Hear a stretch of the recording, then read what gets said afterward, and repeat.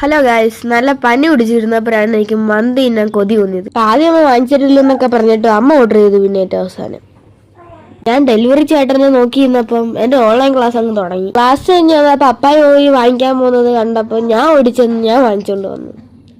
നല്ല മണം ഉണ്ടായിരുന്നല്ലോ, ചൂട്. ഓരോന്നായി കവറിൽ നിന്ന് അരിച്ച് പ്ലേറ്റിലോട്ട് ആക്കാൻ തുടങ്ങി. അതൊരു കട്ട മന്തി ലവറാണ്. നിങ്ങളും മന്തി ലവറാണെങ്കിൽ കമന്റ് ചെയ്യണേ. അങ്ങ് ഗൾഫ് നാട്ടിൽ നിന്ന് വന്ന ഈ മന്തിക്ക് നമ്മുടെ നാട്ടിലുള്ള ആൾക്കാരെ ഒരുപാട് ഫാൻസ്.